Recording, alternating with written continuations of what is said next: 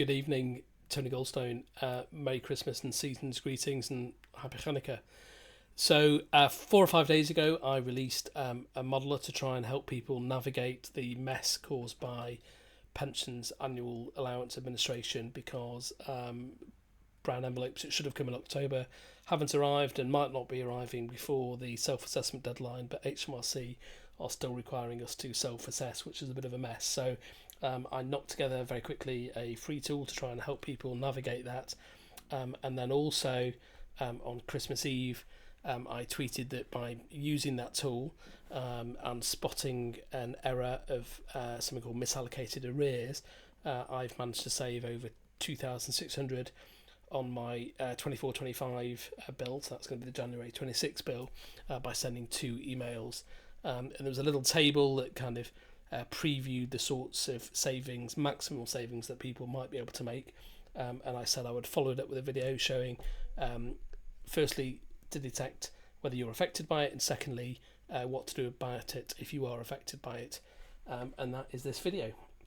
So I've just knocked together a couple of slides. So these are the brown envelopes that we all want, but sadly haven't got. I'm not going to be going over the basics of how to use this modeler because I've already done it. So if you want to see that, download the modeler here, bit.ly/Goldstone2325 PIA, or scan the QR on the right. And please do spend the 50 minutes or so, or however long it is, YouTube watching how to use that before attempting to do this bit, because you need to understand how it works before doing this bit. So as I said, this relates to the consultant pay award in England following our industrial action. And in this table from the BMA, we've got the original pay in 22-23. This was what was awarded by DDRB in 23-24, which was a disgraceful 6%, and bear in mind that inflation was running much higher than that at the time, so that would have been a pay cut. And then following our industrial action, you can see these values on the right are much improved. And annual allowance is all about how much your pay grows compared to inflation. And although, as I just said, inflation was running very high, some of these figures on the right hand side, combined with increments as well, for example, are going to cause people really significant AA issues potentially in 24-25. So I'm going to give an example of year 13 and year 18, and I've picked those two because these values on the right, that covers everyone from year 9 through to year 18, but there are other big values, for example year 8, but generally people further down have also got more years in 95, and they're going to be worse affected by this problem. So this is a 23-24 TRS. These were also absent for lots of people who took industrial action, but most of them appeared last week on ESR. The blue arrows are all the values that you need for the modeler, but I'm not going to go through that again. As I said, please watch the previous YouTube. So this relates to the pay award, and one of the features that the pay award was that the pay was going to be backdated to March 2024. And of course, March 2024 is in the previous tax year. It's in the 23-24 tax year and not the 24-25 tax year. So these were the values from that table from DDRB. So this was what was already in pay slips. This was the value after. And because of that, most people got back pay paid in May 25. And that's why I said you need to download your May 25 pay slip. So for example, you see this value here of 1088, that relates to this value here, 1088, and then there's also a small uplift for the on-call. And that back pay covers 2 months. It covers March 24 and April 24, because from May it's using the correct pensionable pay. So this is what should happen. So this is the rules from the pensions administrator. The pensions administrator for the NHS pension scheme in England and Wales is the NHS BSA, and it says, can all employers please ensure that any retrospective or backdated pay, and that's what this is, be allocated into the correct pension year where pensionable, so that the correct figures are held by NHS pensions. And they acknowledge further down, placing the pay in the incorrect years it can lead to issues with annual allowance and also overpayment of benefits. And so that's why we need to make sure that this column here, which is the 1 month's back pay, is put into the correct year, and then that figure can also be uplifted by on-call allowances. So we've got 3, 5 and 8 as examples there, but your value may be different. So the first important question is, are you affected by this? Okay, so I knew I was affected by this only when my TRS came out. And so we can see for this example, this member's pensionable pay on their March pay slip, which is one of the ones that I said you should download, is 136,532.27, and that's on the March pay slip. And exactly the same pay figure appears in the 1995 pay. Now bear in mind as well that this is for a full-time member, and so if it wasn't a full-time member, that would need uplifting. But if these two values are the same, that strongly suggests that they've not correctly reallocated the arrears. So for this member, to work out what the arrear is, you go to the May payslip, and you can see this value here, 1088 and 3264. Add those together, we've got 1120.84. That covers 2 months, so we divide by 2, and we've got 562.32 per month. And that should have gone from 24-25 pay into 23-24 pay, and that should have been the figure that was reflected by the pension scheme, because that's the figure that they're going to use to work out your annual allowance, and it will also of course have an effect on the next year. So these numbers 56232 sound relatively small in the general scheme of things, but they do have a significant effect on annual allowance. I'm going to talk the maths through that now. And so the annual allowance essentially for the 1995 scheme is all about comparing your pension between 2 years. Now, because the 1995 scheme is closed, essentially, the amount of service you've got is fixed. It's just about comparing pensionable pay between 2 years. So it would have been for this member about comparing this 159 value versus this 136 value. By reallocating, we affect both of those values because it's going out of the current year into the previous tax year. So the opening value, if you like, has gone up by that amount because it's gone into the previous tax year. So that will also have an effect on the 23-24 tax year.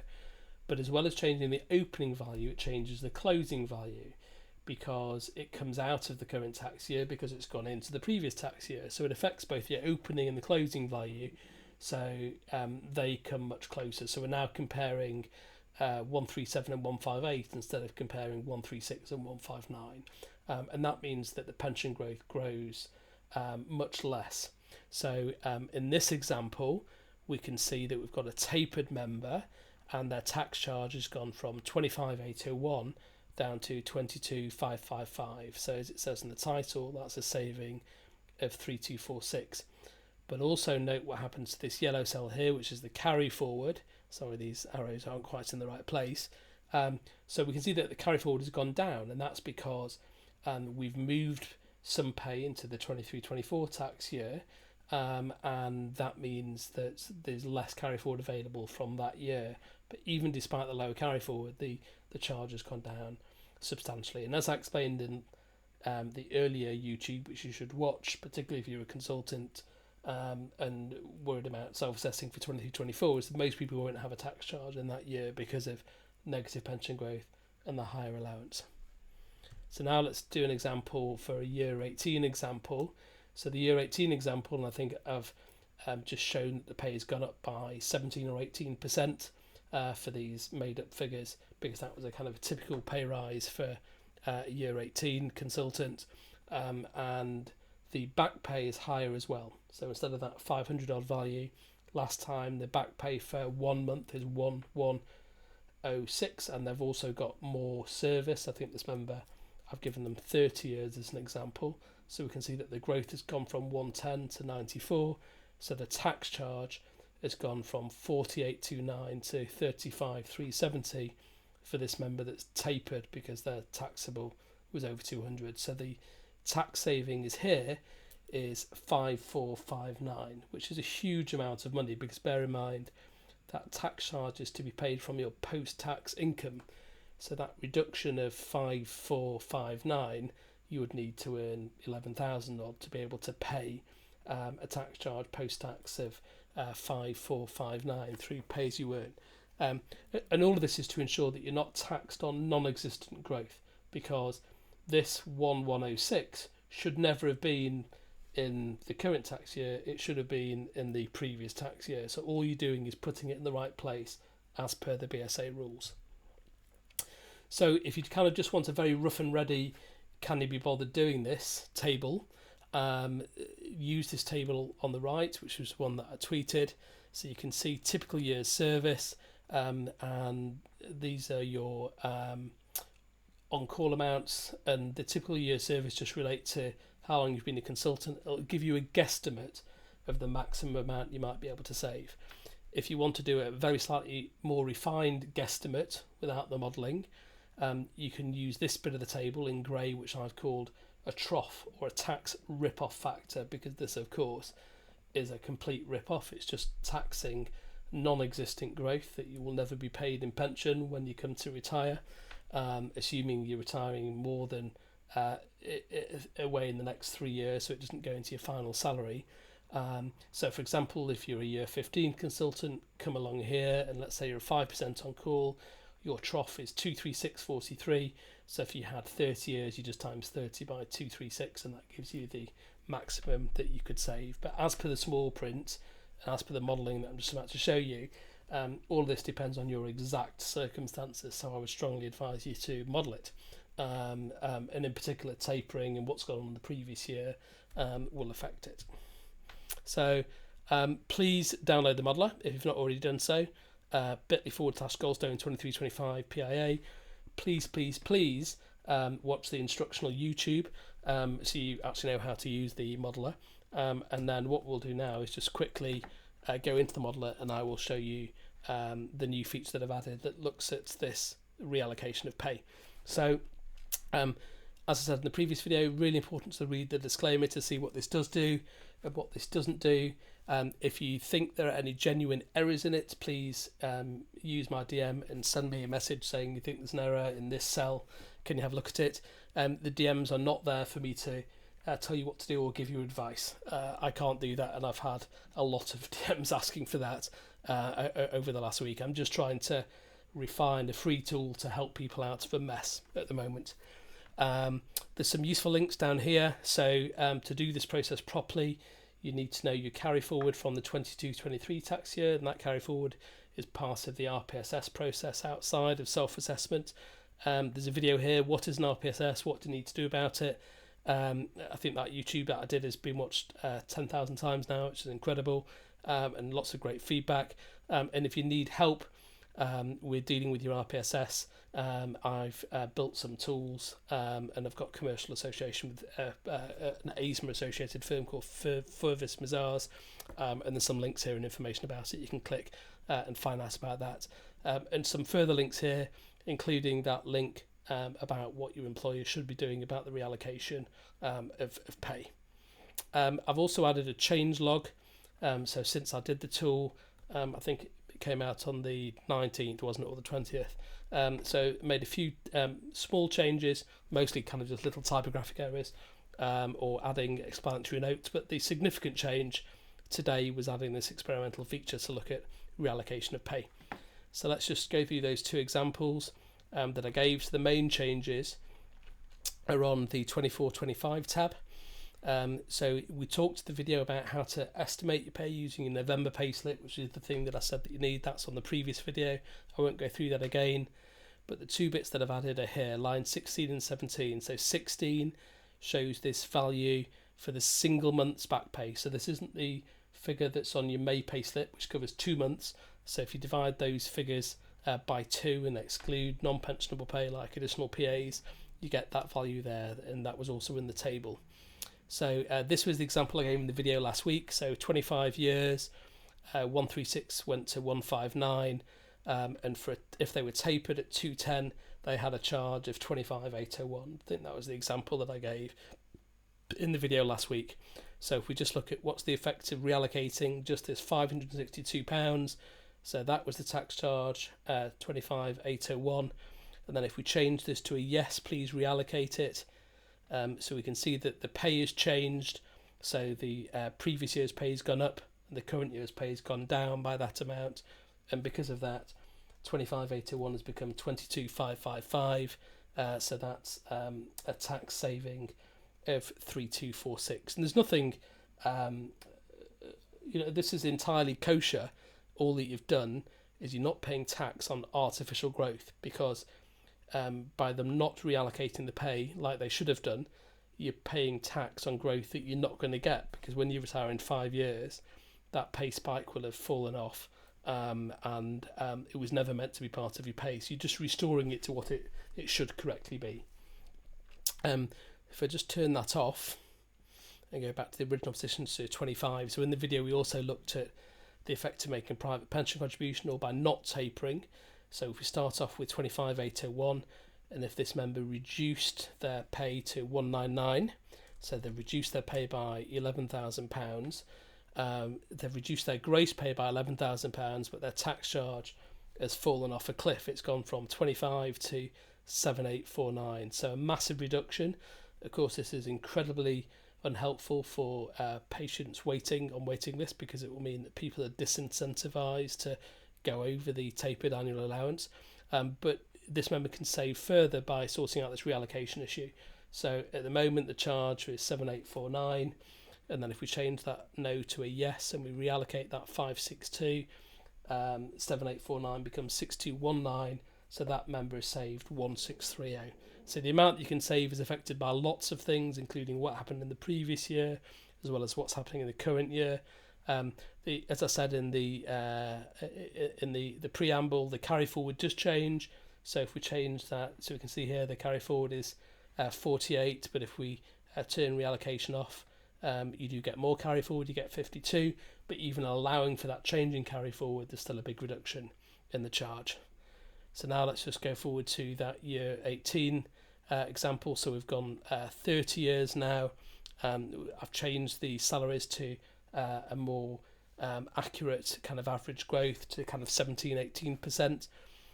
And we can see that this member has enormous pensionable growth, 159,632. And before anyone comments, oh, well, they've got huge growth, it's not a problem. It is a problem, because all that's happened with these pay awards is we've restored some of our lost pay. So these aren't huge pay rises, it's just a partial pay restoration. So as it stands, this member, without the reallocation and with tapering, so pensionable pay here is 210, it's got a tax charge of 40,829, so eye-watering tax charge. And if we do the reallocation, instead of 40,829, it's gone down to 35,370. So that was the one that I gave in the slide. So it's 5,400 odd less. So a huge amount of money saved. And let's just turn that off again. And now let's show what happens if we turn tapering off. So this is without the reallocation. And if we go from taxable income of 210, which is, of course, that charge of 4829, and then we lower that income by £11,000. So dreadful for patients and waiting lists, but that pay's gone. That tax charge rather has gone down to 18329. So that's a reduction of £22,500. So income is reduced by 11,000 gross. Tax charge has come down by 22,500 after tax. It's a no-brainer not to taper, and this is why the government need to do something about tapering. But let's just show by combining that, with the non-tapered example, we can bring that down even further. 199,000, wasn't it? So that charge of 18329, we can bring that down even further by sorting out this reallocation error, bring it down to 14492. So that brings that tax charge down by 3837. So please do watch this carefully, read the disclaimer. As I said in the previous video, rubbish in, rubbish out is the the kind of golden rule of modelling. But if you've been affected by this error, check your March payslip, pensionable pay, compare it to the 1995 growth on your 23-24 TRS. If, like the examples, it shows exactly the same number, that suggests that they've not correctly allocated it into the previous tax year. On Twitter, I'll share links to some template emails you can send to your payroll officer, or to your pensions officer within your trust, so they can correctly reallocate it, and you can model and see what that looks like before, if you wish to see what effect that's going to have, because that's going to affect both the 24-25 tax year but also the 23-24 tax year. Thank you very much, and as I said at the beginning, season's greetings. I hope everyone has some rest over the Christmas period if you're not working, and Merry Christmas, Happy Hanukkah, and I'll catch you all next time. Thanks.